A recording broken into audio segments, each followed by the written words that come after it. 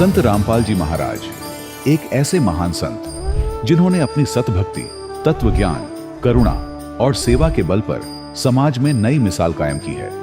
संत रामपाल जी महाराज की अगुवाई में उनके सभी सतलोक आश्रमों से समाज कल्याण के अद्भुत कार्यों ने समाज को सुनहरे भविष्य की एक नई उम्मीद दिखाई है।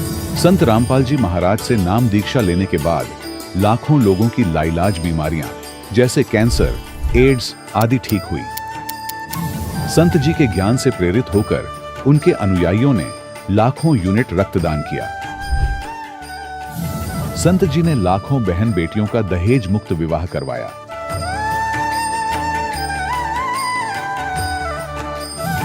संत जी ने लाखों लोगों का नशा छुड़वाया, करोड़ों उजड़े परिवार बसे। संत जी के आश्रमों में समागम के दौरान निःशुल्क नेत्र चिकित्सा, दंत चिकित्सा प्रदान की जाती है। संत रामपाल जी महाराज द्वारा समय समय पर पर्यावरण संरक्षण के उद्देश्य से बड़े स्तर पर वृक्षारोपण किया जाता है। संत जी ने जरूरतमंदों को तत्काल राहत पहुंचाने के लिए एम्बुलेंस सेवा शुरू की। संत जी अपने अनुयायियों को देहदान के लिए प्रेरित करते हैं, जिससे मानवता की सेवा और चिकित्सा क्षेत्र में सुधार हो सके। संत रामपाल जी महाराज के सभी आश्रमों में हर रोज निःशुल्क भंडारा आयोजित किया जाता है, जहां हर वर्ग, हर जाति और हर धर्म के लोग एक साथ बैठकर भोजन करते हैं।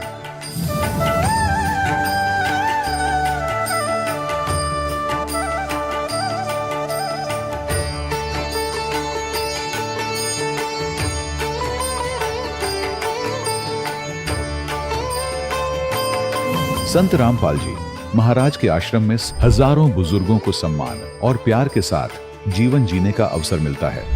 उनके खाने, रहने और स्वास्थ्य की पूरी जिम्मेदारी संत रामपाल जी महाराज उठाते हैं। अनाथ बच्चों के लिए संत रामपाल जी महाराज के सभी आश्रम किसी वरदान से कम नहीं। यहाँ उन्हें शिक्षा, संस्कार और भविष्य के लिए बेहतर अवसर प्रदान किए जाते हैं। चाहे बाढ़ हो, भूकंप या महामारी, संत रामपाल जी महाराज और उनके अनुयायी हमेशा ही जरूरतमंदों के लिए सबसे आगे खड़े रहते हैं। कोविड महामारी के दौरान संत रामपाल जी महाराज के आश्रमों से करोड़ों लोगों के लिए भोजन, दवाइयां और जीवन रक्षक सामग्रियां उपलब्ध कराई गई। चाहे गरीब की मदद हो या किसी शोषित और पीड़ित वर्ग के हक और सम्मान की लड़ाई, संत रामपाल जी महाराज ने हमेशा ही उनकी दबी आवाज को सरकारों तक पहुंचाया है और उन्हें उचित न्याय दिलवाने में अहम भूमिका अदा की है। समाज में आध्यात्मिक और सामाजिक मूल्यों के प्रति जागरूकता लाने में संत रामपाल जी महाराज हर कदम पर मानवता के सच्चे सेवक साबित हुए हैं। संत रामपाल जी महाराज का जीवन हमें सिखाता है कि सच्ची सेवा वही है जो निस्वार्थ भाव से की जाए। आइए हम भी इस महान सेवा के कार्य में इस महान संत से जुड़ें और संत रामपाल जी महाराज से नाम दीक्षा लेकर अपने जीवन को धन्य बनाएं।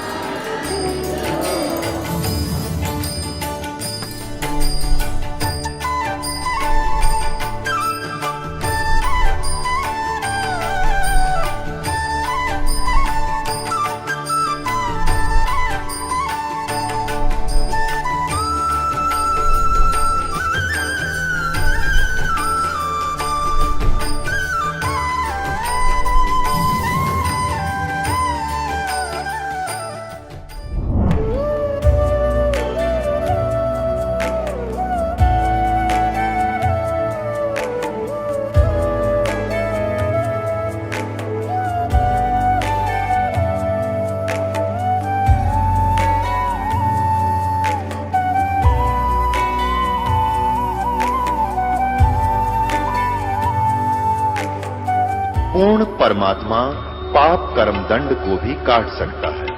अभी तक जिस भी संत व महापुरुष से मिले, उन्होंने यही बताया कि पाप कर्म फल भोगने से ही समाप्त होगा। वो प्रभु कौन है जो पाप कर्म को काट देता है, वो काल के बंधन से छुड़वा देता है। उसका क्या नाम है, पूजा की विधि क्या है? कृपया अवश्य सुनिए जगत गुरु तत्वदर्शी संत रामपाल जी महाराज के अमृत वचन। सत साहिब दर्शकों, मनुष्य जीवन भर शांति और सुख की तलाश में परंपरागत भक्ति साधनाओं को करता है, लेकिन जब उसे शांति और सुख नहीं मिलता है तो वह मानसिक तनाव का शिकार हो जाता है। दर्शकों, कुछ ऐसी ही कहानी थी हरियाणा के रहने वाले रामविलास जी की। रामविलास जी ने बचपन से ही हिंदू धर्म में प्रचलित सभी प्रकार की भक्ति साधनाएं की, मंदिरों में पूजा पाठ किया, कई व्रत उपवास रखे, यज्ञ हवन करवाए, लेकिन इसके बावजूद भी रामविलास जी को न तो शांति मिली और न ही सुख। उल्टा रामविलास जी को प्रेत बाधा और बीमारियों ने घेर लिया। जब अपने धर्म में की जाने वाली पारंपरिक साधनाओं से कोई राहत नहीं मिली तो इन्होंने जय गुरुदेव पंथ का दरवाजा भी खटखटाया, लेकिन अफसोस वहां से भी इन्हें केवल निराशा ही हाथ लगी। लेकिन दर्शकों, आज रामविलास जी का कहना है कि जब से मैंने संत रामपाल जी महाराज से नाम दीक्षा ली है, तब से मेरी और मेरे परिवार की जिंदगी की रूपरेखा ही बदल गई है। अब मुझे यह सही ज्ञान हुआ है कि इस संसार में सच्चा सद्गुरु कौन है। दर्शकों, आखिर लाखों की संख्या में लोग अलग अलग पंथों को छोड़कर संत रामपाल जी महाराज से नाम दीक्षा क्यों ले रहे हैं? आइए सुनते हैं रामविलास जी की कहानी, उन्हीं की जुबानी। सर नमस्कार। नमस्कार सर, नमस्कार। सर क्या शुभ नाम है आपका? नाम रामविलास दास। रामविलास दास जी कहाँ से आए हैं आप? मैं फरीदाबाद से आया हूँ जी। सर संत रामपाल जी महाराज के बारे में आपको कैसे पता चला? आप उनसे कब जुड़े? सर मैं 2008 में बंदीछोड़ सतगुरु रामपाल जी महाराज की शरण में जुड़ा और इसमें मेरे पास कई लोग, पहले मैं जिस संप्रदाय से जुड़ा था वो लोग मेरे से पहले बंदीछोड़ सतगुरु रामपाल जी महाराज की शरण में जुड़ चुके थे। सर यहाँ पे हम आपसे ये जानना चाहेंगे कि पहले आप किस संप्रदाय से जुड़े हुए थे, आप क्या भक्ति साधनाएं करते थे संत रामपाल जी महाराज की शरण में आने से पहले? बंदीछोड़ सतगुरु रामपाल जी महाराज की शरण में आने से पहले मैं बाबा जय गुरुदेव संप्रदाय से मैं जुड़ा था और मैं तकरीबन 27 बरस तक उसमें रहा। सर जैसा कि आपने बताया कि आप बाबा जय गुरुदेव से जुड़े हुए थे, 27 साल तक उनके द्वारा प्रदान की गई भक्ति आपने की, उनके बताए गए मार्ग पर आप चले, तो सर उस भक्ति को करने से आपको क्या लाभ मिला? सर उसमें भक्ति में तो जो उन्होंने बताया था उसमें तो कोई लाभ नहीं हुआ, लेकिन सर मुझे जब जब उनका सत्संग सुनते थे, अन्य अधिकारी कर्मचारियों से मिलता था या वहाँ का बिहेव मैं देखता था, तो सदैव मेरे मन में कई प्रकार की शंकाएं जरूर रहती थी, क्योंकि संत मत के अंदर वहाँ की जो बातें हैं, वहाँ की लैंग्वेज है, वहाँ का रख रखाव है, वहाँ के नियम हैं, वहाँ की शर्तें हैं और वहाँ का जो दान सिस्टम है वो हमेशा शंका रूप में रखता था और उसमें सर लाभ तो कोई नहीं मिला। मैंने 27 साल तक के उसमें रहे, नाम जाप किया, साधना की और इतनी साधना की कि बाबा जय गुरुदेव जी कहा करते थे कि ज़्यादा से ज़्यादा आप साधना पे बैठें तो रातें छोटी हो जाती थी, हाथ पैर शून्य हो जाते थे, लेकिन आंतरिक और मन के अंदर शांति कभी नहीं मिली। तो फिर सर आप संत रामपाल जी महाराज की शरण में कैसे आए? जी हाँ सर, उसमें पलवल से सुभाष गांधी जी हैं और एक भरद्वाज जी, राजपाल भरद्वाज जी हैं। ये हमारे पहले जिस संप्रदाय से मैं जुड़ा था बाबा जय गुरुदेव में, वो लोग भी थे, लेकिन ये बंदीछोड़ सतगुरु रामपाल जी की शरण में पहले आ चुके थे, इन्हें सतनाम मिल चुका था। तब इन्होंने एक दिन मेरे को फ़ोन करके बताया कि ऐसा है कि रामविलास तुम पलवल आ जाओ। मैं तुरंत स्कूटर उठाया और पलवल गया। वहाँ पर बोले कि हम जा कर के उनसे बोले जय गुरुदेव, तो उन्होंने मेरे से जय गुरुदेव नहीं किया, उन्होंने कहा सत साहिब। तो थोड़ा मैं नाराज़ हुआ, तो उन्होंने कहा ऐसा है कि मैंने बाबा जय गुरुदेव का संप्रदाय छोड़ दिया हूँ क्योंकि वो ज्ञान सही नहीं है, ज्ञान सही ये है और हम सत साहिब बोलते हैं। उसमें एक किताब हमें दी सुभाष गांधी जी ने, उस किताब का नाम था भक्ति सौदागर का संदेश। उन्होंने बताया कि ऐसा है कि भगत जी अभी तक के जो आप भक्ति कर रहे हो या हम लोग करते थे, ये निरर्थक थी और बिना प्रमाण की थी। हम लोग ऐसे ही लगे थे दिन रात और इससे कोई फ़ायदा नहीं। मेरे अंदर बहुत बड़ा एक आघात लगा कि मेरी इतनी ज़िंदगी पार हो गई, जवानी से बुढ़ापे की तरफ आ गए और अब क्या होगा, क्या परमात्मा नहीं मिल पाएंगे। फिर अंदर ही अंदर रोता रहा, रातों को रोते रहे कि ये मेरे मालिक, ये मेरे पाक परवरदिगार परमेश्वर, दुनिया के सृष्टि रचनहार आप हैं और मैं आपके लिए रोता हूँ, मेरे आंसुओं का कोई मोल नहीं।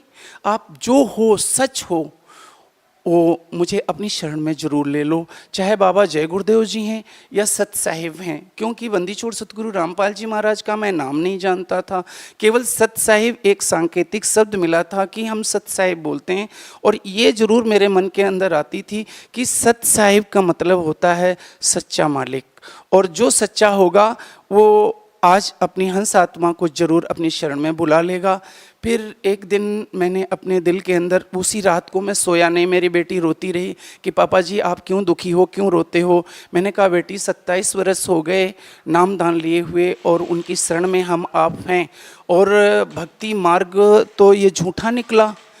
तो मैं बोला राजपाल भगत जी से कि भगत जी ये कहाँ पर आश्रम है।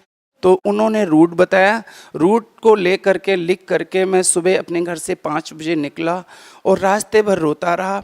वहाँ पर जब आश्रम में पहुँचा तो वहाँ पर एक जगह लिखा था शंका समाधान। मेरे मन के अंदर फरीदाबाद का मैं प्रवक्ता भी था और पीछे से लखनऊ का मैं निवासी हूँ। बाबा जय गुरुदेव के संप्रदाय से मैं ब्लॉक अध्यक्ष था, जिसके कारण मेरे अंदर प्रवक्ता होने के नाते मैं हांडी पाक रहा था कि मेरे को बहुत कुछ मालूम है, मैंने संत मत ज्वाइन किया, इतने दिन साधना की, हज़ारों प्रकार के प्रश्न मेरे अंदर उठते थे। जब मैं गया कि बंदी छोड़ सतगुरु रामपाल जी मिलेंगे तो मैं उनसे इतने इतने क्वेश्चन करूँगा। तो जब मैं वहाँ गया तो भक्तों ने मुझे चेक किया, चेक करने के बाद मेरा नाम नोट हुआ। नाम नोट होने के बाद शंका समाधान के पास में जाके बैठ गया। कुछ भगत लखनऊ डालीगंज से आए हुए थे जो कबीर पंथ से जुड़े हुए थे, वो लोग वही प्रश्न कर रहे थे जो मेरे अंदर गूंज रहे थे। मेरे अंदर ये बात थी कि बाबा जय गुरुदेव जी कहते थे कि सबसे पहले जीव को उद्धार करने के लिए कबीर साहब ने सबसे पहले रास्ता उतारा। तो मैंने कहा कि जब उन्होंने ये रास्ता उतारा है तो वही चीज़ बाबा जय गुरुदेव जी अनामी धाम के मालिक है, ये वहाँ का लोगों का कहना था।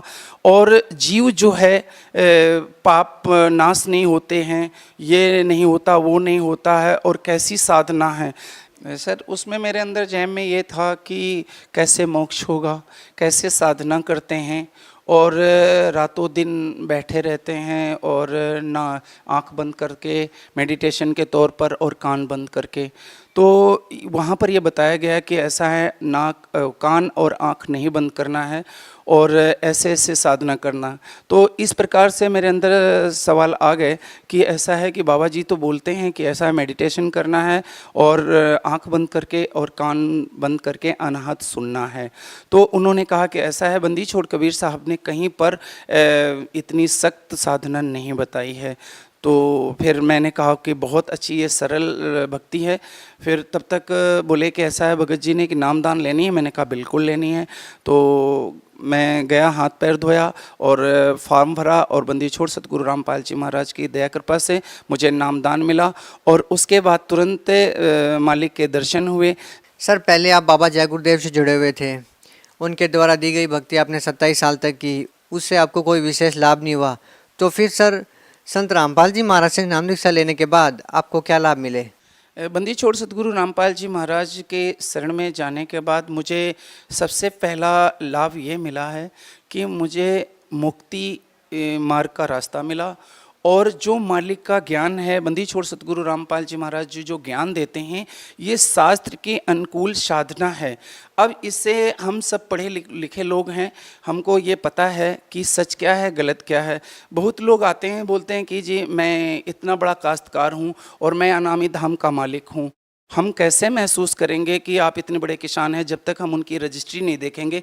बंदी छोड़ सतगुरु रामपाल जी महाराज शास्त्र के अनुकूल साधना बताते हैं और उस साधना के हिसाब से मुझे बहुत लाभ मिला कि मुक्ति मार्ग मिल गया। और मेरी राइट साइड की किडनी फेल हो चुकी थी, जिसके कारण मैं डॉक्टर राम मनोहर लोहिया मैंने दिखाया और काफ़ी दिन मेरा ट्रीटमेंट हुआ। लास्ट में बता दिया कि आपकी राइट साइड की किडनी फेल हो चुकी है। उन्होंने मुझे सफदरजंग के लिए रेफ़र कर दिया। जब मैं रेफ़र कर दिए तो वहाँ गए तो मेरे को दौड़ाने लगे, बोले कि ऐसा है कि अभी ऑपरेशन का, किडनी निकालने का मेरे पास अभी टाइम नहीं है, आप डेट दे दीजिए। उन्होंने करीब 3-4 महीने लंबी डेट दे दी और इतना पेन हो रहा था, इतना दर्द हो रहा था कि मैं खड़ा नहीं हो पा रहा था। फिर एक दिन अचानक किसी ने मेरे को फ़ोन किया कि भगत जी कैसे हो? मैंने कहा ठीक हूँ, बीमार हूँ। तो बोले कि ऐसा क्या तकलीफ़ है? तो मैंने कहा मेरी राइट साइड की किडनी डैमेज हो चुकी है और इसे निकलवाना है। तो बोले किसने बताया? मैंने कहा डॉक्टर राम मनोहर लोहिया दिल्ली में और सफदरजंग में बोल चुके हैं। मैंने एशियन फरीदाबाद में भी डॉक्टर परवीन को दिखाया तो उन्होंने बोला है कि भाई ये किडनी निकालनी पड़ेगी, ये पस फेंक चुकी है और जितना आपका ग्लूकोज है सब किडनी से बाथरूम के एरिया से जा रहा है। तो मैंने कहा ठीक है, घर पर आ गया, बहुत उदास था, मेरी बेटी रो रही थी। तब तक एक फ़ोन आया, बोला कि भाई क्या बात है, इतना उदास क्यों बोल रहे हो? मेरे परिचित के ही थे। तो मैंने कहा कि मेरी किडनी फेल हो गई है और ऐसी ऐसी बात है। तो उन्होंने कहा कि ऐसा है कि किडनी की कोई प्रॉब्लम अगर है तो आप, उन्होंने कहा एक डॉक्टर है मेरे परिचय के, उनसे आप इलाज करवा लो। मैंने कहा ठीक है जी बताओ। उन्होंने एक नंबर दिया तो मैंने उस नंबर पर डायल किया। डायल करने के बाद वो जिस डॉक्टर का नंबर था वो ऑपरेशन थिएटर पे थे। बंदी छोड़ सतगुरु रामपाल जी महाराज की दया के कारण ही ऑपरेशन थिएटर पर उस डॉक्टर ने मेरा फ़ोन रिसीव किया। मैंने उनसे बताया तो बोले कि ऐसा है भाई, आप जहाँ हैं आप अपनी पुरानी रिपोर्टें जितनी हैं आप वो लेकर के आओ। मैंने कहा ठीक है जी। 20-25 मिनट के बाद मैं उनके पास पहुंचा तो जब उन्होंने मेरे एक्सरे और रिपोर्टें देखी तो उन्होंने कहा कि वेरी गुड केस। तो मेरे दिल के अंदर बहुत बड़ा दुख हुआ कि या तो ये डॉक्टर मेरे अंगों से खेलने का ये इसका बहुत बड़ा वो है और या तो बहुत बड़ा एक कलाकार है। उन्होंने कहा कि ऐसा है कि आपकी किडनी की मैं सर्जरी करूंगा और मालिक की ही दया हो सकती है जो आपकी किडनी बच सकती है, नहीं तो ये गई। 10% है कि शायद मैं बचा लूं, मालिक की वो भी कृपा। मैं बंदी छोड़ सतगुरु रामपाल जी महाराज ने जो सत नाम दिया उसका सुमिरन करता था। मैं यहाँ पर शहर में अकेला हूँ और मेरे फैमिली के लोग सब लखनऊ में रहते हैं, जिसके कारण मैं दुखी था। कोई मुझे मददगार, परमात्मा छोड़ कोई मददगार नहीं था। फिर उन्होंने कहा कि आज आपको शाम को आपकी किडनी की मैं सर्जरी करूंगा। मैंने कहा ठीक है जी। उन्होंने कहा कि 4 बोतल खून लगेगा। मैंने कहा कि अच्छा जी। उन्होंने टेस्ट वेस्ट करके ग्रुप दे दिया। जो भाई पूछा मेरे से कि मास्टर जी क्या बात है, मैंने कहा कि मेरी किडनी का ऑपरेशन होना है और मुझे एक ब्लड चाहिए। तो बोले कि ऐसा है कि मैं ब्लड की फील्ड वर्किंग करता हूं और आप मुझे अपना ग्रुप दे दो, मैं 4 बोतल खून आपको दे दूंगा। यह सेक्टर 29 के अंदर केयरवेल हॉस्पिटल पड़ता है और जो डॉक्टर अश्विनी कुमार गोयल हैं उन्होंने मेरी ट्रीटमेंट किया था।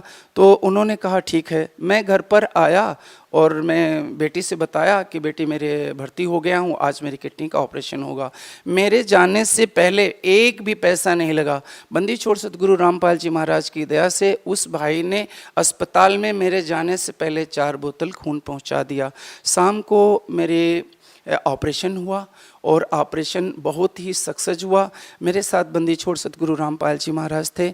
आज बंदी छोड़ सतगुरु रामपाल जी महाराज की दया से मेरी किडनी बिल्कुल 100% काम करती है और एक चमत्कार जैसे हुआ, मेरे को नया जीवन दान मिला। पहला चमत्कार ये है।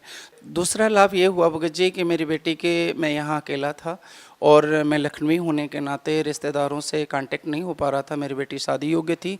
बंदी छोड़ सतगुरु रामपाल जी महाराज से मैंने प्रार्थना की, प्रभु मेरी बेटी शादी योग्य हो गई। मालिक ने कहा, बंदी छोड़ सतगुरु रामपाल जी महाराज ने कहा कि कोई बच्चा देख लो।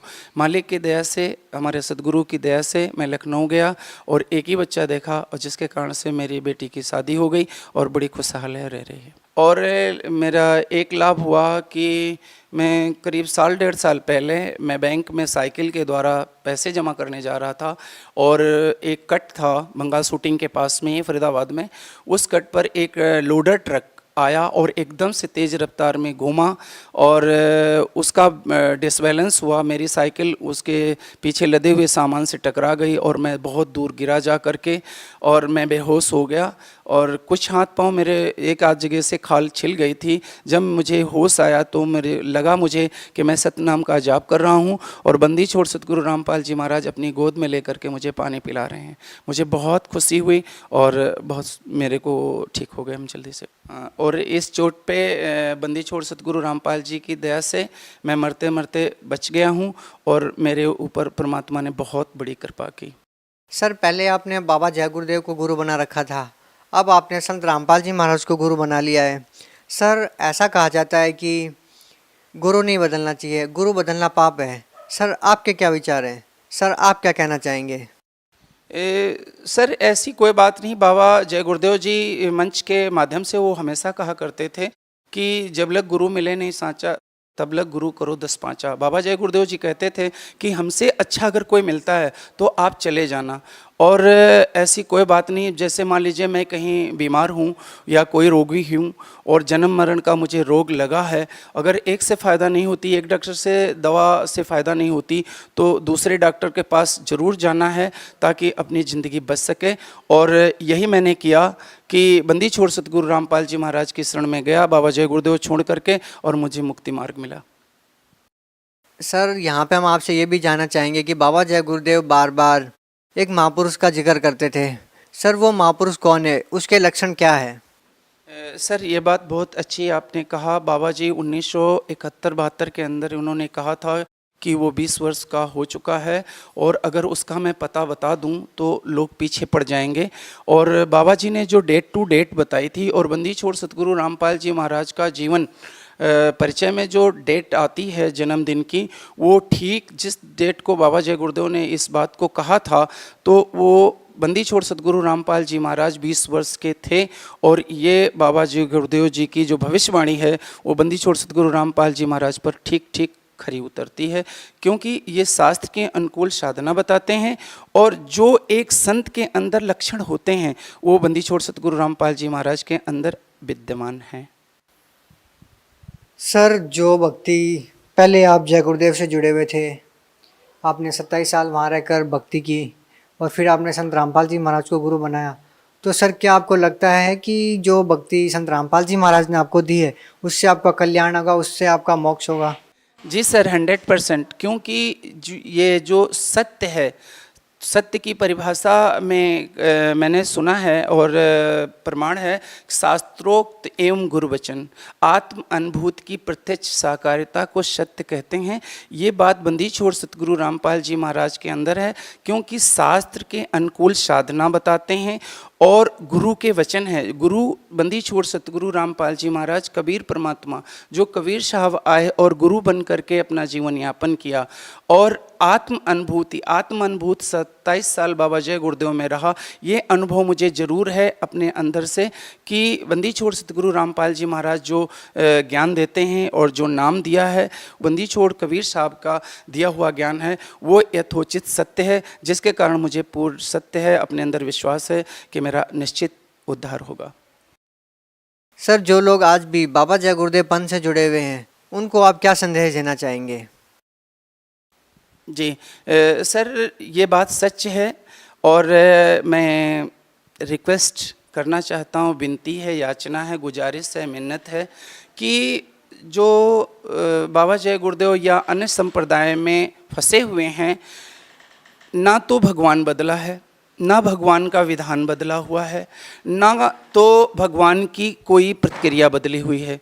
बदले हैं तो आजकल के जो नए गुरु हैं वो बदले हैं और उन्होंने अपने आप अपना संविधान बदल दिया है। सर बाबा जय गुरुदेव के संगत के अंदर जो थे वो शास्त्र से विरुद्ध थे और कहीं पर प्रमाण नहीं था जो ये लोग नाम देते हैं या जो सत्संग सुनाते हैं। और बंदी छोड़ सतगुरु रामपाल जी महाराज जो साधना बताते हैं, जो सत्संग सुनाते हैं, वो एक भक्ति का वेश है और जो बिल्कुल सत्य है, जिसके कारण हम आप परमात्मा की शरण में जा सकते हैं और उस ज्ञान को अर्जित करके बंदी छोड़ सतगुरु रामपाल जी महाराज की शरण में आओ और अपना जीवन कल्याण करवाओ। सर बहुत बहुत धन्यवाद आपका। सत्य। दर्शकों, अभी आपने सुने संत रामपाल जी महाराज से दीक्षा प्राप्त करके सुखी हुए भक्त के अनुभव। अब देखिए जगत गुरु तत्वदर्शी संत रामपाल जी महाराज के मंगल प्रवचन।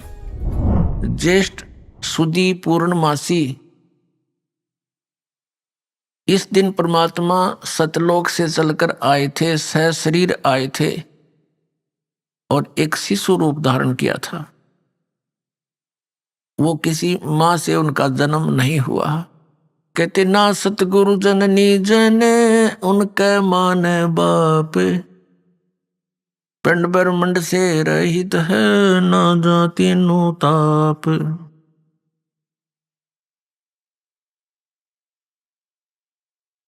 वो परमात्मा प्रत्येक युग में ये लीला करते हैं। सतयुग में जब परमेश्वर आए थे, एक कमल के फूल पर सरोवर के अंदर वन में विराजमान हुए। वहां एक विद्याधर नाम का ब्राह्मण अपनी पत्नी दीपिका को लेकर अपनी ससुराल से आ रहा था। वो निसंतान थे, विवाह को भी लगभग 20 वर्ष हो चुके थे। आगे संतान की आशा भी उनको नहीं थी। उनको वहां कमल के फूल पर पुत्र प्राप्त हुआ, उसको लेकर भगवान को घर आ गए। परमात्मा ने कुछ भी आहार नहीं किया। दोनों चिंतित हुए। फिर परमेश्वर ने स्वयं उनको उसी तरह जैसे प्रेरणा की, क्योंकि भक्त लोगों के यहां ही परमात्मा आते हैं। उन्होंने अपने इष्ट को याद किया, परमेश्वर ने उसको प्रेरणा की, साधु रूप बनाकर वो इष्ट वहां पर आया। वो विष्णु जी के उपासक थे। विष्णु जी से परमात्मा ने कहा, नवजात शिशु रूप में प्रकट भगवान ने, कि विष्णु इनको कहो एक कंवारी गाय लावे और उस पर अपना आशीर्वाद दे देना, वो दूध दिया करेगी। ऐसा ही किया गया। जब परमात्मा 5 वर्ष के हो गए, छोटी सी आयु में ही बड़े बड़े विद्वानों का मुंह मोड़ दिया ज्ञान में। मनु जैसे विद्वान पाक रहे थे, उनसे एक का प्रश्न किया था कि कौन ब्रह्मा का पिता है, कौन विष्णु की माँ और शंकर का दादा कौन है। मनु जी दे बता। मनु जी कहने लगा, तू सिरफिरा बालक, ये क्या बकवाद बोल रहा है। विष्णु और शंकर तो अजर व अमर है, तो इनके माता पिता पूछ रहा है, तेरा दिमाग खराब हो गया। अब ये ऋषि महर्षि भगवान को निराकार बताते थे, परमात्मा कबीर जी अपनी सतीथि बताते थे, पर साकार है भगवान, नर आकार है भगवान, और मैं ही वो परमात्मा हूं। इस ज्ञान को सुनकर सब ऋषि अक्षुब्ध होने लगे कि ये झूठा है, कपटी है। ये वामदेव नाम रख दिया उनका, वामदेव। वाम माने उल्टी बात कहने वाला, उल्टा चालन वाला, विपरीत क्रियाएं करने वाले को वामदेव। जैसे एक सीधा हाथ, एक उल्टा हाथ बोलते हैं, उल्टा बामा, ये दाना ये बामा, तो बामा को उल्टा बोलते हैं, लेफ्ट लेफ्ट, लेकिन हिंदी में बामा। तो वामदेव माने उल्टा ज्ञान देने वाला ऋषि। अब वामदेव नाम रख दिया उनका। सत्सुकृत परमात्मा थे, लेकिन उपनाम रख लिया। लेकिन ज्ञान स्वीकार ना किया, ना करने दिया नकली ऋषियों ने। फिर परमात्मा आए त्रेता युग में। उसमें वही आत्मा जो विद्याधर वाली थी, वो वेदविज नाम के एक ऋषि थे, और वही उनकी पत्नी दीपिका त्रेता युग में सूर्या नाम की उनकी पत्नी थी। वो दोनों आत्माएं दोनों का संयोग ऐसा ही था, संतान कोई नहीं थी। त्रेता युग में भी ऐसे ही परमात्मा उनको मिले, एक कमल के फूल पे तालाब के अंदर। अपने आत्मा परमात्मा कहते हैं, जो जन मेरी शरण है ताका हूं मैं दासे, गेल गेल लाग्या फिरूं जब तक धरती आकाश।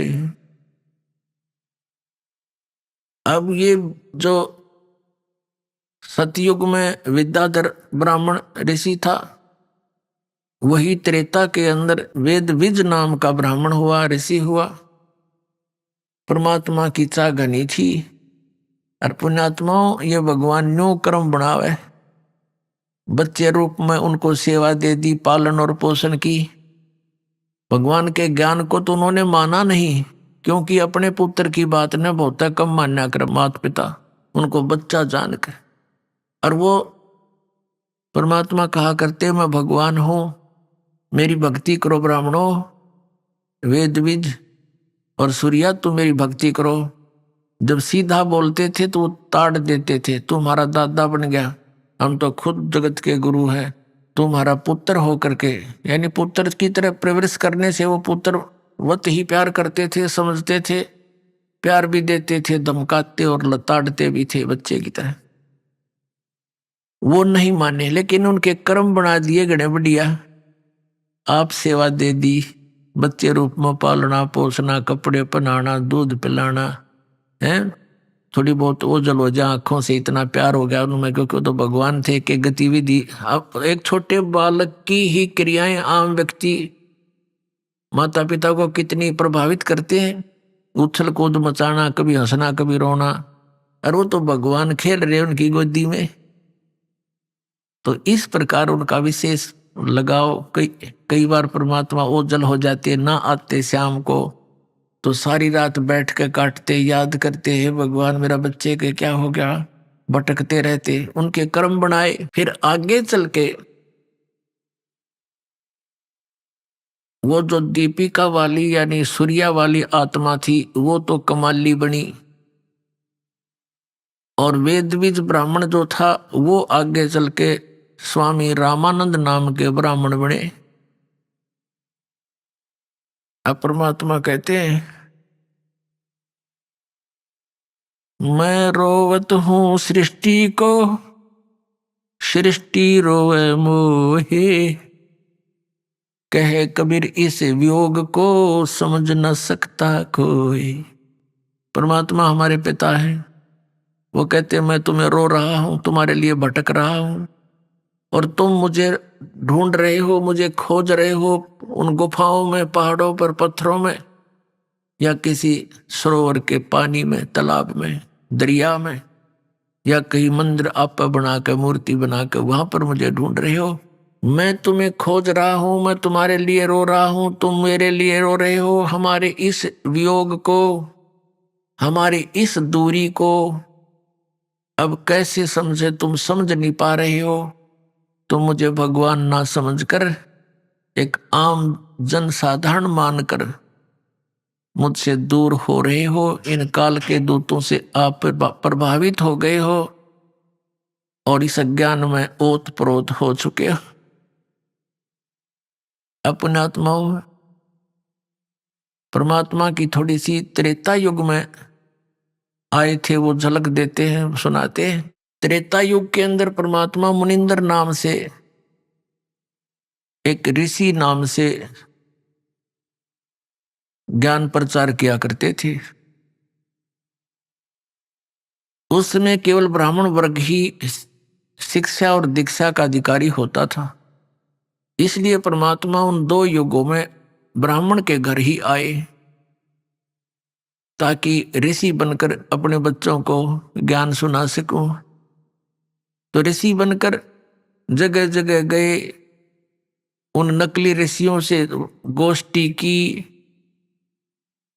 उनके पास कोई ज्ञान नहीं था। वो ऋषि कहा करते कि प्रारब्ध के कर्म तो भोगने ही पड़ते हैं, जो कर्म में लिखा उसको तो भोग कर ही पूरा किया जाता है, अक्षीण किया जाता है।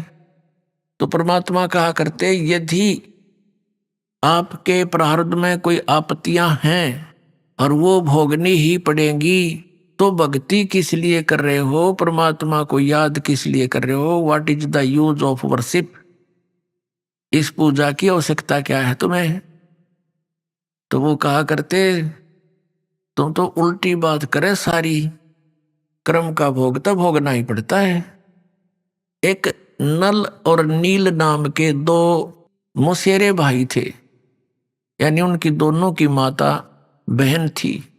माता पिता परलोक सिधार गए थे दोनों ही के, और दोनों अनाथ से होकर के, और ऊपर से दोनों कुछ ऐसे असाध्य रोग से ग्रस्त थे।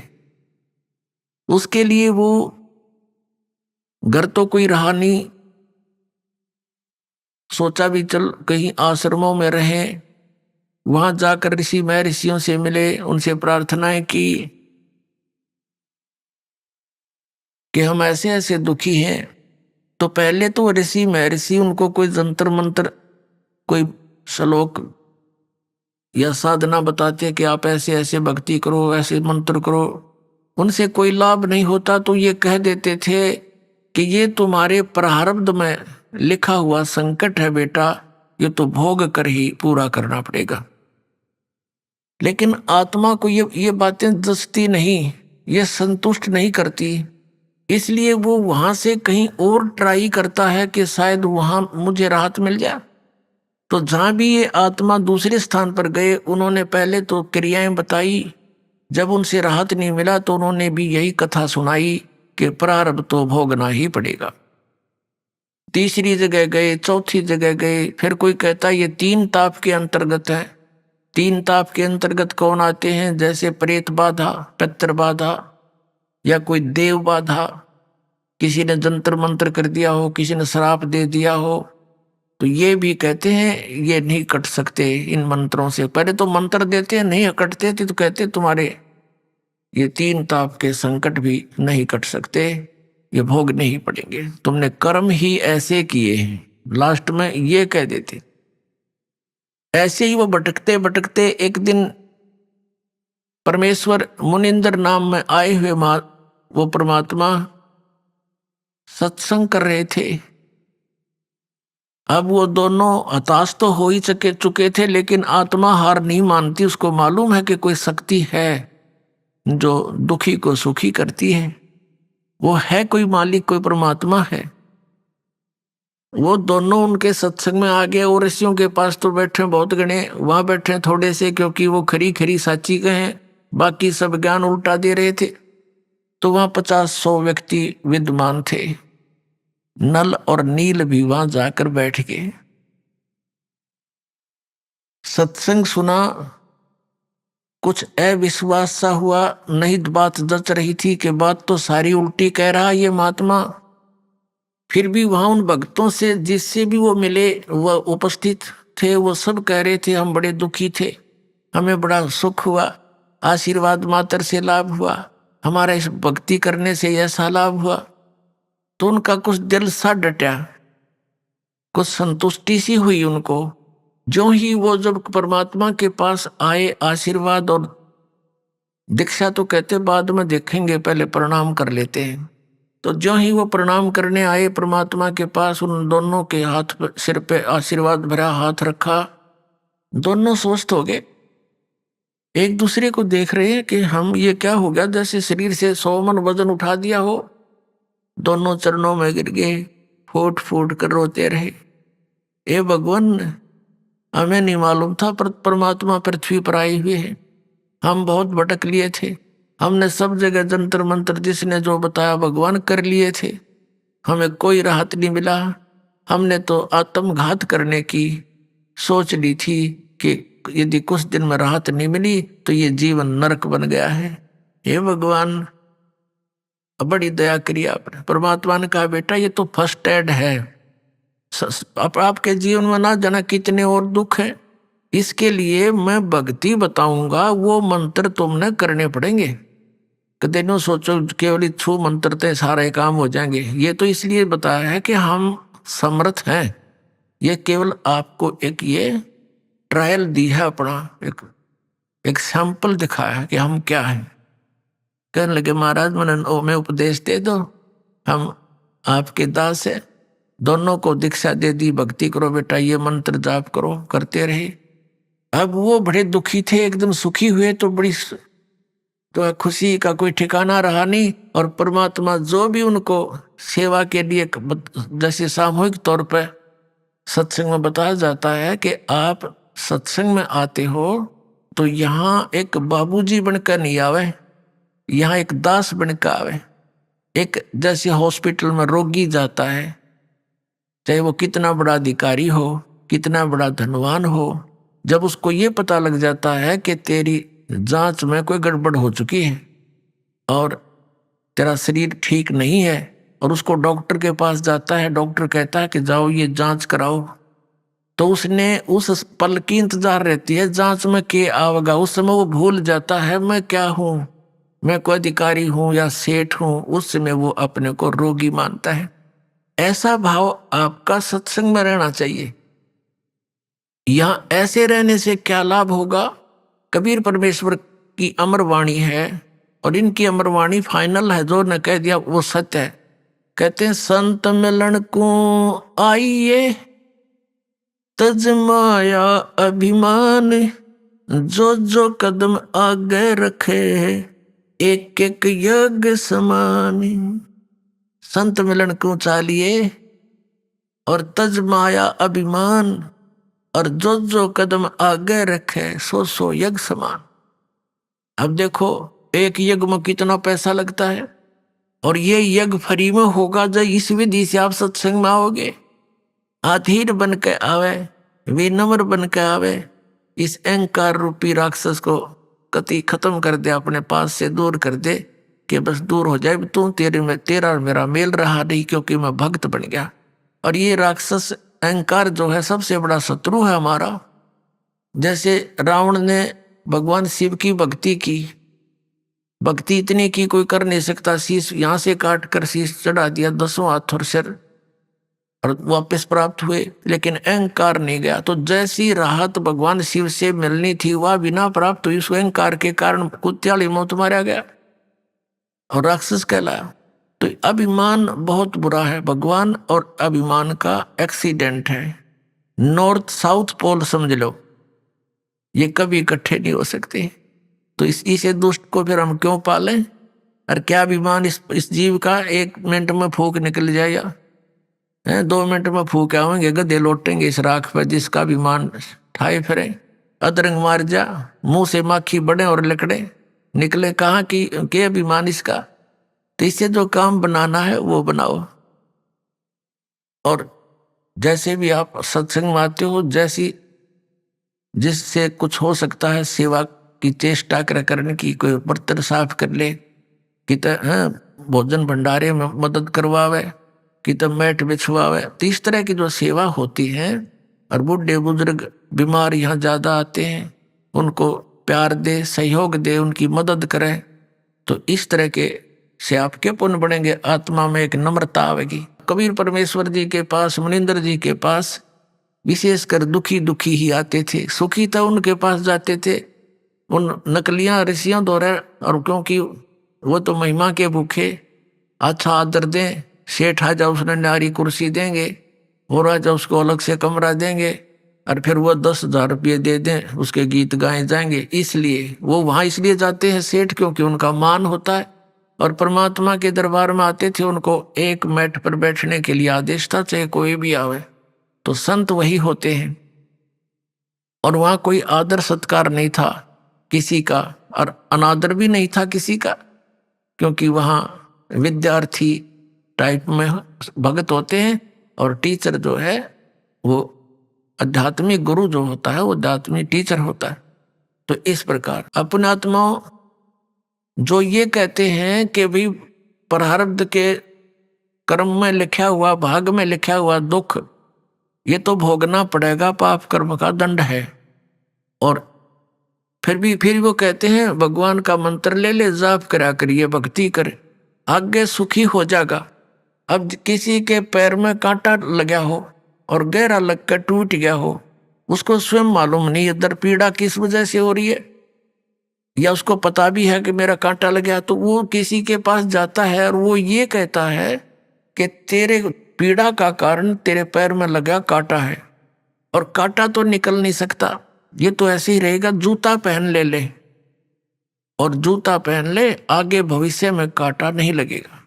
तो पुण्यात्मा, कांटा लगे पैर में जूता पहना नहीं जा सकता, वो तो कांटा निकले और फिर उसको सलाह दे जूता पहन के रखना, नहीं तो फिर लग जाएगा। तो फिर वो कांटे की पीड़ा से पीड़ित व्यक्ति खूब समझता है कि कांटा कितना दुखदाई होता है, तो फिर वो कभी जूता नहीं उतारेगा, बहुत सावधानी बरतेगा कि कहीं फिर से वो आपत्ति ना आ जा।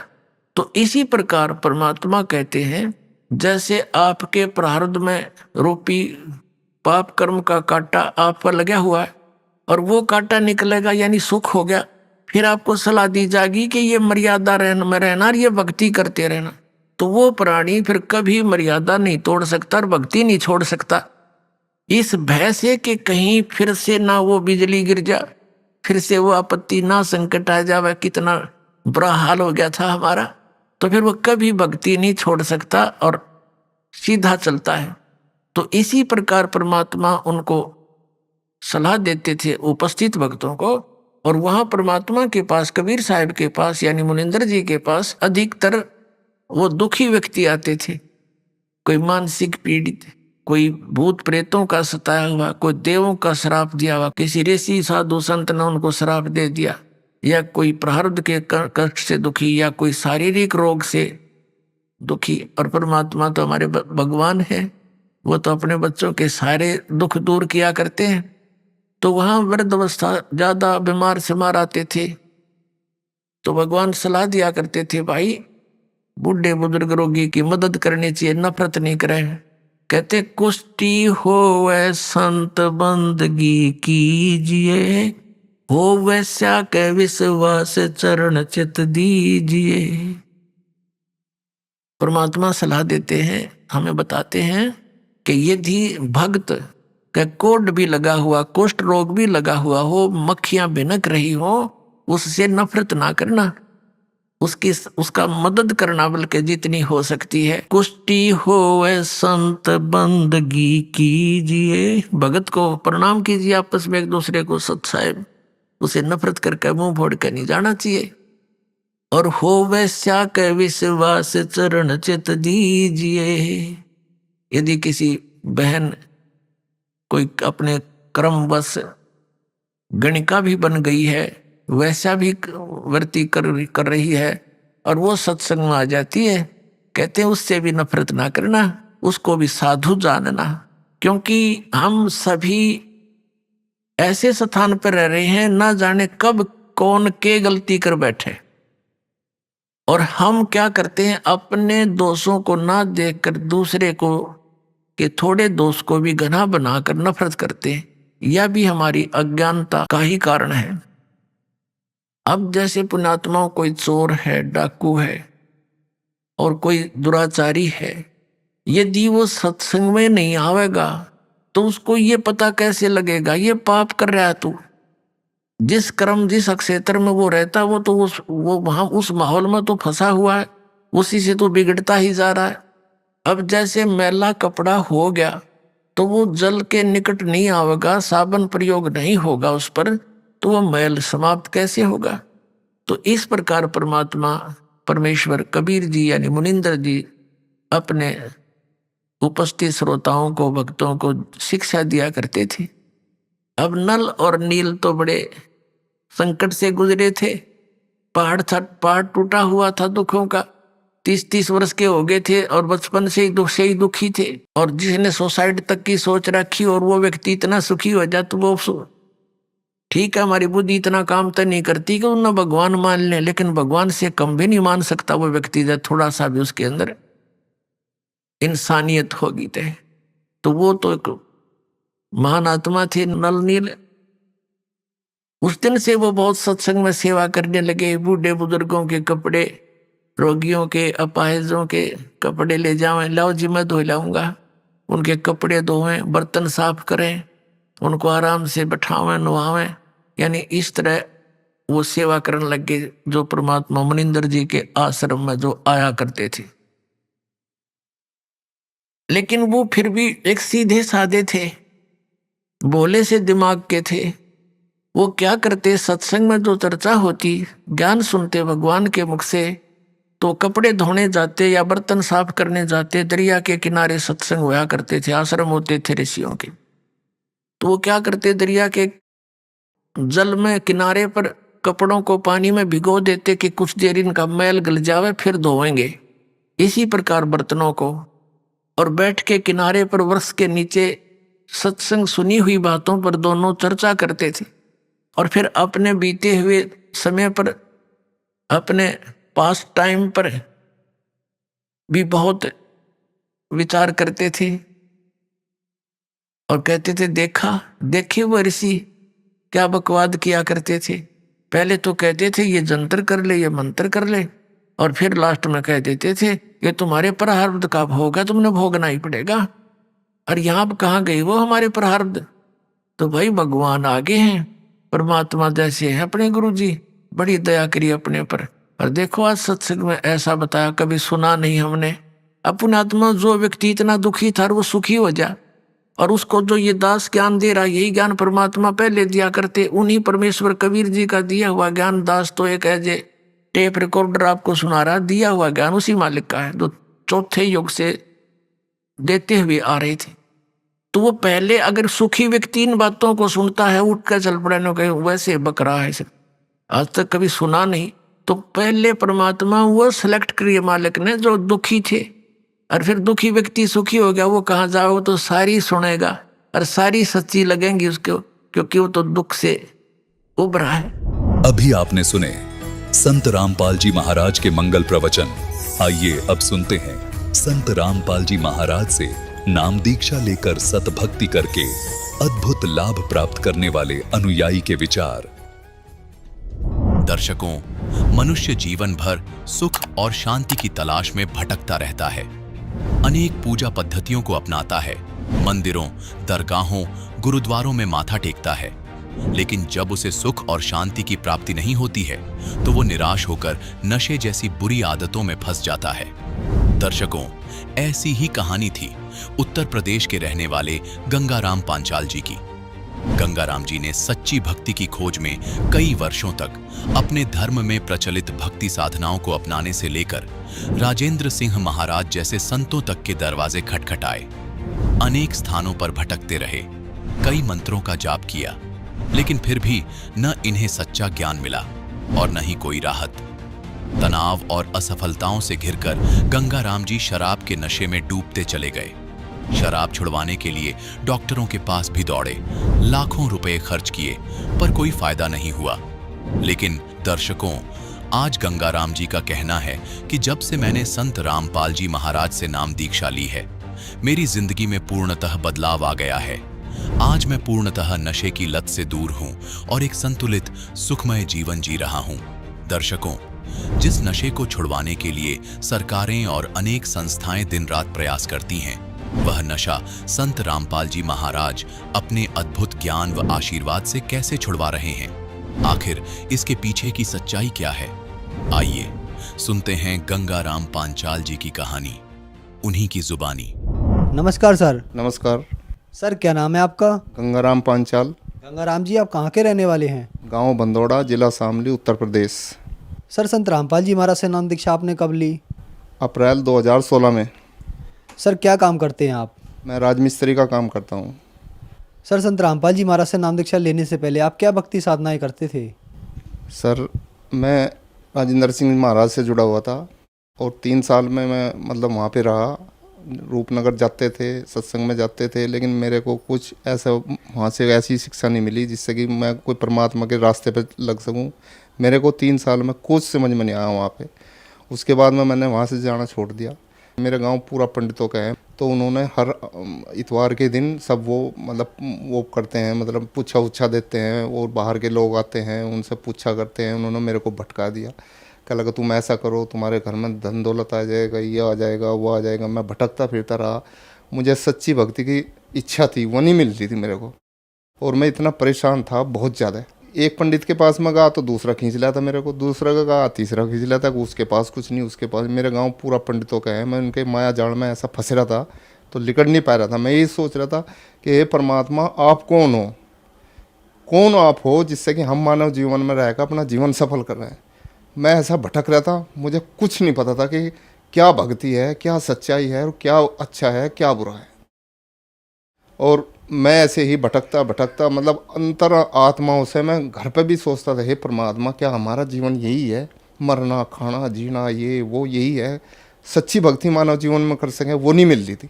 सर क्या कारण बना कि आप संत रामपाल जी महाराज की शरण में आए? सर मैं बहुत शराब पीता था, तो शराब पी के मैं अपने भांजे के पास आता था दिल्ली में गांव से। तो एक दिन मैं शराब पी के आया, शराब पीने के बाद में उसने मेरे को दे लिया, वो संत रामपाल जी महाराज का शिष्य थे, तो वो खाना वाना खा के मेरे को दूसरी मंजिल पर ऊपर लेके चले गए एकांत में। मेरे भांजे ने कहा कि संत रामपाल जी महाराज से एक बार तुम नाम दीक्षा लेकर देखो, तुम्हारी दारू भी छूट जाएगी और सब ठीक हो जाएगा। लेकिन मेरा उस पर कोई विश्वास नहीं करा। 2-3 घंटे मेरे को समझाया, भाई तुम एक बार चलो कर तो देखो, अगर तुम्हारी समझ में नहीं आया तो तुम भक्ति छोड़ दियो। संत रामपाल जी महाराज के आश्रम में लेकर गया और जैसे ही मैं मतलब जहाँ पे नामदान होता था, जैसे ही मैं बढ़ा मेरी आंखों से अपने आप ही गरम गरम आंसू निकलने शुरू हो गए। अब मेरे को नहीं पता क्या हो रहा है, क्या चमत्कार हो रहा है। मैं सोचा सच्ची भक्ति आएगी। उसके बाद में संत रामपाल जी महाराज से नाम दीक्षा ली। उसके बाद अगले दिन मेरे को कोई शराब का कुछ न तो मेरा मन करा न कुछ हुआ, बिल्कुल शराब छूट गई। सर संत रामपाल जी महाराज से नाम दीक्षा लेने के बाद आपको क्या लाभ प्राप्त हुए?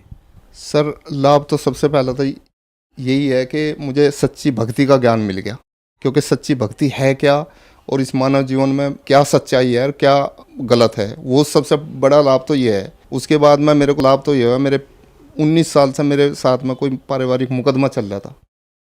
वो मुकदमा 19 साल से चल रहा था सर, और मैं उससे बहुत परेशान था। पैसा लगा, बहुत पैसा लगा, मजदूर हूँ मैं, राजमिस्त्री का काम करता हूँ, रोज़ कमाता था, तारीख पर जाता था, लेकिन वहाँ कोई सुनवाई नहीं थी। वहाँ सब ऐसे ही था, तारीख दे देते थे। उसके बाद में मैंने अपने भांजों को कहा, मैं कहा भाई हमने नामदान भी ले लिया, हमें कुछ लाभ तो होना चाहिए। वो बोला क्या लगा भाई तुम भक्ति करो, भक्ति में ध्यान दो और कुछ ना करो। मैं भक्ति करता रहा। 27/7/2018 में मेरे को सतनाम मिला। उसके बाद में मेरी तारीख पड़ी 30/7/2018। जैसे ही मैं वहाँ गया कोर्ट में अपनी तारीख मुकदमे में, तो परमात्मा ने ऐसा माहौल बना, उस दिन ही मेरा केस फाइनल हो गया। संत रामपाल जी महाराज से सतनाम लेने के बाद में 3 दिन के अंदर ही 19 साल पुराना मुकदमा वो फाइनल हो गया। जितना कमाता था मैं शराब पीता था, घर में बहुत लड़ाई होती थी, बच्चे परेशान थे, मैं भी परेशान था। संत रामपाल जी महाराज से नाम दीक्षा ली, तो उसके बाद मैं बिल्कुल भी न तो अब शराब पीता हूँ मैं, ना कुछ होता अपना। अब घर में मौज है, कोई ऐसी किसी चीज़ की कोई दिक्कत नहीं। संत रामपाल जी महाराज से नाम उपदेश लेने के बाद में आर्थिक समस्या बिल्कुल ठीक होगी जी। उससे पहले बहुत परेशानी थी, घर में जितना कमाता था सब शराब के इधर उधर चला जाता था। सतगुरु रामपाल जी महाराज से नाम दीक्षा लेने से पहले मैंने डॉक्टरों से भी संपर्क करा, भाई किसी तरह मेरी शराब छूट जा, लेकिन कोई लाभ नहीं हुआ, क्योंकि सब अपने पैसे वैसे उतार कर पुड़िया दे देते थे, ये ले लो अब तुम्हारा शराब छूट जाएगी, लेकिन कोई फ़ायदा नहीं हुआ ऐसा। और जब संत गुरु रामपाल जी महाराज से नाम दीक्षा लेने के बाद में शराब ऐसे छूट गई जैसे कोई चमत्कार हो गया हो। सर संत रामपाल जी महाराज से नाम दीक्षा लेने के बाद आपको बहुत सारे लाभ प्राप्त हुए। हम आपसे यहाँ एक बात जानना चाहेंगे, आप बहुत सालों से शराब पीते थे और नहीं छोड़ पा रहे थे, ऐसा क्या आपको मिला संत रामपाल जी महाराज ने दिया कि संत रामपाल जी महाराज से नाम दीक्षा लेने के बाद आपकी शराब छूट गई? सर जी, सतगुरु रामपाल जी महाराज शास्त्र अनुकूल साधना देते हैं। शास्त्रों में जो बताई बात है वो बताते हैं, न कि मनगणत। तो उस भक्ति को करते हुए परमात्मा ने आत्मा को बहुत मिलन करवाया है, तो उस हिसाब से ही मैं तो देखो मानता हूँ उन्होंने इस हिसाब के ये छुड़वाई शराब। सर आज की युवा पीढ़ी भी नशे से ग्रस्त है, तो जो दर्शक आज आपको देख रहे हैं वो भी नशा छोड़ना चाहते हैं, उन्हें नशा छोड़ने के लिए क्या करना होगा? मैं तो हाथ जोड़कर रिक्वेस्ट करता हूँ कि जिस भाई पर कोई भी परेशानी है, कोई भी दिक्कत है, इस संसार में रहकर सबको परेशानी है, सतगुरु रामपाल जी महाराज की भक्ति पर एक बार चल कर तो देखो, तुम्हारे कल्याण हो जाएंगे, बहुत अच्छा लगेगा, बहुत हिसाब तुम्हारे सब काम बढ़ जाएंगे, नशा भी छूट जाएगा और तुम्हारे जो आर्थिक व्यवस्था है वो भी ठीक बिल्कुल ठीक हो जाएगी। सर संत रामपाल जी महाराज से नाम दीक्षा कैसे ले सकते हैं? विभिन्न चैनलों पे मतलब सत्संग आते हैं, अलग अलग टाइम में। उनके नीचे पट्टी चलती है, उस पर कॉन्टैक्ट नंबर लिखे हुए थे, उन पर कॉन्टैक्ट करके आप संत रामपाल जी महाराज से नामदान ले सकते। धन्यवाद सर। सत्साई।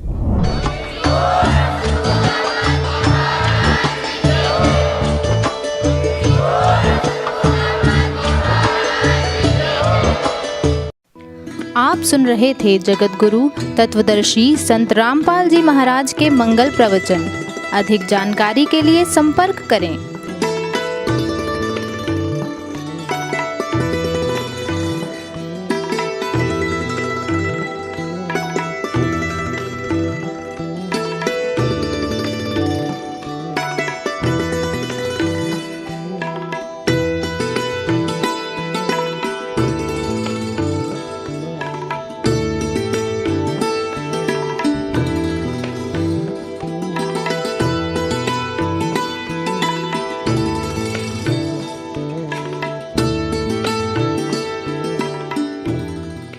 जगत गुरु तत्वदर्शी संत रामपाल जी महाराज जी के पावन सानिध्य में भक्ति की अलख जगाने तथा श्रद्धालुओं को सत्य भक्ति मार्ग का रास्ता दिखाने हेतु कनाडा के लोकप्रिय channel the TV NRI channel पर जगत गुरु तत्वदर्शी संत रामपाल जी महाराज जी के मंगल प्रवचनों का प्रसारण प्रतिदिन सुबह 7:30 बजे से 8:30 बजे तक तथा रात्रि 7:30 बजे से 8:30 बजे तक किया जा रहा है। इस सत्य भक्ति मार्ग को अपनाने के लिए अधिक से अधिक सत्संग प्रसारण देखें। इस सत्संग प्रवचन का सीधा प्रसारण संत रामपाल जी महाराज लाइव सत्संग YouTube चैनल और जगत गुरु संत रामपाल जी महाराज फेसबुक पेज पर भी देख सकते हैं।